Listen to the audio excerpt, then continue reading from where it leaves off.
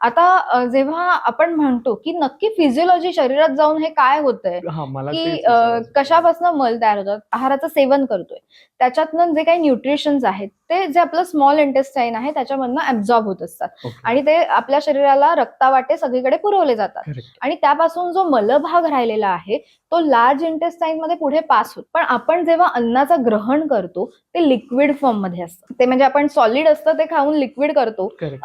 पोटामधले जे एन्झाईम्स आहेत त्यामुळे ते लिक्विड होतं आणि ते पुढे स्मॉल इंटेस्टाईन मधनं जे डिओडेनम आहे तिथून सगळे न्यूट्रिएंट्स म्हणजे विटॅमिन्स आहेत, मिनरल्स आहेत, ती सगळी अब्झॉर्ब होऊन ती रक्तातून शरीराला मिळते. पुढे जसं ते जातं ते कोलॉन मध्ये जातं म्हणजे लार्ज इंटेस्टाईन आणि तिथे काय होत असतं की हा जो मल आहे त्यातला जो द्रव भाग आहे तो ऍब्झॉर्ब करून घेतला जातो आणि मलाला म्हणजे सॉलिड फॉर्म यायला लागतो. कोलॉन आहे तिथून पाणी जास्त प्रमाणात जर ऍब्झॉर्ब व्हायला लागलं तर हार्ट स्टूल जे होणार आहेत. सो ट्रान्झिट पिरियड असतो की लार्ज इंटेस्टाईन मध्ये पेरिस्टाल्टिक मुवमेंट्स असतात की ज्याच्यामुळे हा जो मल तयार झाला आहे हा पुढे ढकलला जात असतो. ओके. पण ते स्टूल्स एवढे कडक असतात की तो हळूहळू पेरिस्टाल्टिक मुवमेंट्स ह्या नीट होत नाहीत, त्यामुळे मल हा पुढे ढकललाच नीट जात नाही. सो कोलॉन मध्ये पाणी म्हणजे ऍब्झॉर्प्शन जर जास्त प्रमाणात होतंय तर ती ट्रान्झिट पिरियड हा नीट होणं गरजेचं आहे. तो जर होत नसेल तर कुठेतरी आपल्याला कॉन्स्टिपेशनचा त्रास होणारच आहे.